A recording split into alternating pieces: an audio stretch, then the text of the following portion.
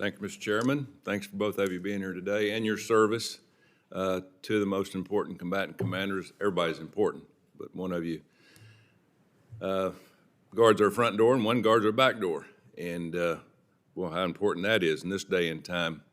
General, we've seen the change in the government in Canada, maybe the direction that they're going, which is very important, should be very important to all of us. Have you seen any change with the military in terms of how they're helping us, in NORTHCOM?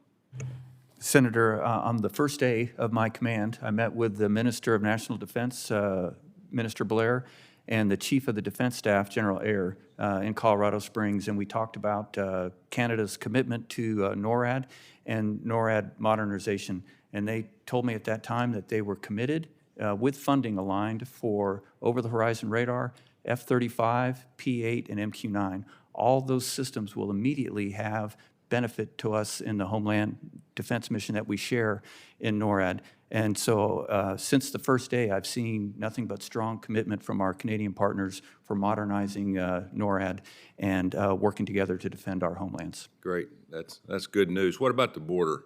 You get any pushback from the border, northern border? We hear a lot about the southern border, but the northern border is very important. We hear a lot of people are coming, especially terrorists, to the northern border. If you had any conversations with any of your counterparts there?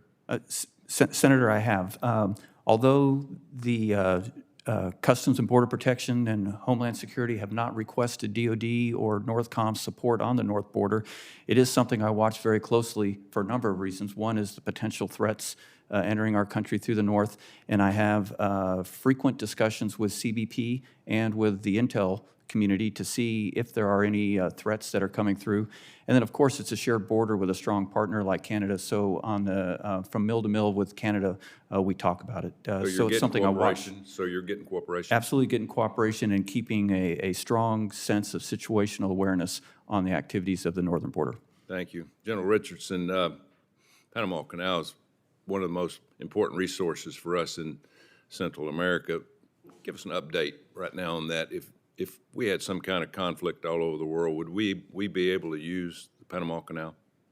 We have a very strong partnership with Panama, and that only continues to improve. But my concern are the PRC state-owned enterprises that are along either side of the Panama Canal, the five.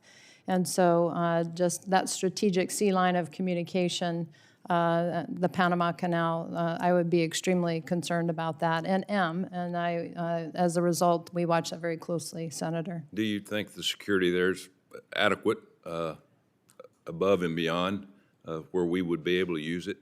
Again, my concern is being able to use those state-owned enterprises for military application if required, and so the proximity that has to the Panama Canal is a concern to me. I have no doubt in Panama's ability to secure that and our ability to help defend that if required.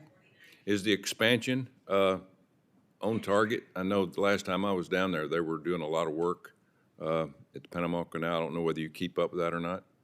And that is the PRC, Senator? Yes. Yes.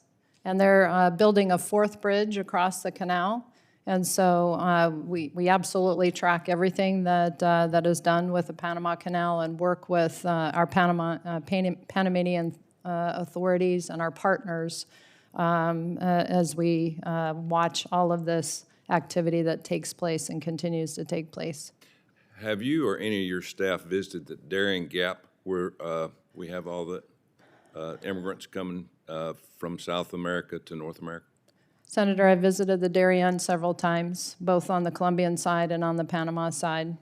And I've been to the binational base that Colombia and Panama share together and conduct joint operations. Where's the funding coming from for that? For the Darien, sir? Yeah. So in terms of the operations that Colombia that conducts comes from Colombian resourcing that they have for their military. The ones for Panama come for the Panama Security Forces. Our activities, OAIs operations activities and investments that we do with Panama are from my security cooperation funds in Southcom. Yeah, I saw your budget, and there's no doubt both of you are so important to the protection of the American citizens and our country. You know, we just voted to give $60 billion to Ukraine. I wish it would have gone to y'all. I'm sure y'all could have used it. I've seen your budgets and your things that you use for to work in both of your